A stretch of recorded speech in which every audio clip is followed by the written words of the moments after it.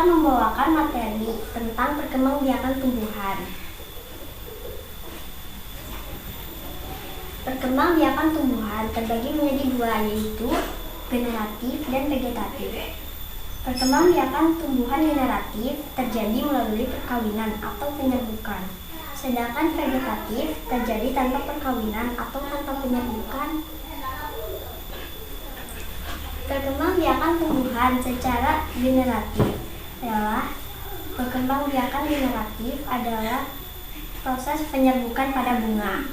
Bunga memiliki benang sari atau sebagai alat kelamin jantan dan putik sebagai alat kelamin betina. Bagian-bagian bunga terdiri dari tangkai bunga, dasar bunga, kelopak, bakal biji, benang sari, mahkota, dan putik. Terima kasih sudah menonton. Assalamualaikum warahmatullahi wabarakatuh. Perkenalkan, nama saya Nadia Sri Rahayu, kelas 6 dari SD 3 Cengal.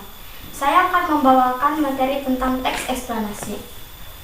Apa yang dimaksud dengan teks eksplanasi? Teks eksplanasi adalah teks yang dibuat untuk menjelaskan proses terjadinya suatu fenomena atau peristiwa, baik fenomena alam maupun sosial secara ilmiah. Teks eksplanasi berfungsi untuk memberikan penjelasan kepada pembaca tentang proses terjadinya suatu yang disusun menurut prinsip sebab akibat.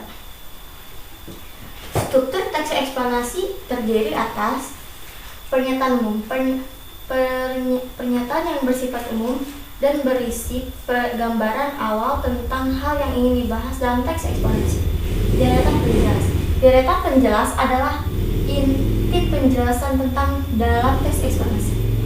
Interpretasi, pandangan atau kesimpulan penulis tentang hal yang disampaikan dalam teks eksplanasi.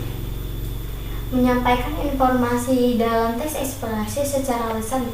Perhatikan hal-hal berikut ini. 1. Sampaikan informasi tersebut dengan suara nyaring. 2. Gunakan intonasi dan ekspresi yang sesuai dengan isi informasi yang hendak disampaikan. 3. Ucapkan setiap kata dengan artikulasi yang tepat agar mudah dipahami. 4. Saat menyampaikan informasi, pandangan mata ke arah pendengar atau audien. Terima kasih dari saya. Assalamualaikum warahmatullahi wabarakatuh. Assalamualaikum warahmatullahi wabarakatuh. Saya Bening Citra Angkasa, kelas 6 dari SDN 3 Cengal. Di sini saya akan membawakan materi tentang sejarah ASEAN dan tujuan ASEAN. ASEAN berdiri tanggal 8 Agustus 1967. ASEAN adalah sebuah organisasi geopolitik dan ekonomi. Dalam bahasa Indonesia, ASEAN disebut juga dengan perbarak.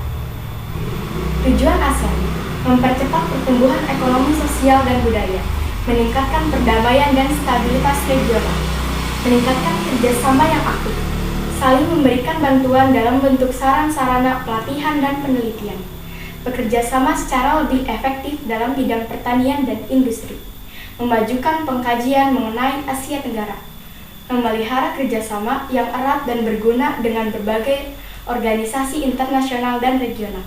Negara-negara pendiri ASEAN: Indonesia diwakili oleh Adam Malik, Singapura diwakili oleh Raja Ratna, Malaysia diwakili oleh Tun Abdul Razak, Thailand diwakili oleh Thanat Khoman, Filipina diwakili oleh Narsiko Ramos. 10 negara anggota ASEAN: Indonesia, Laos, Malaysia, Myanmar, Filipina, Singapura, Thailand, Vietnam, Brunei Darussalam, dan Kamboja. Terima kasih, sekian dari saya. Wassalamualaikum warahmatullahi wabarakatuh.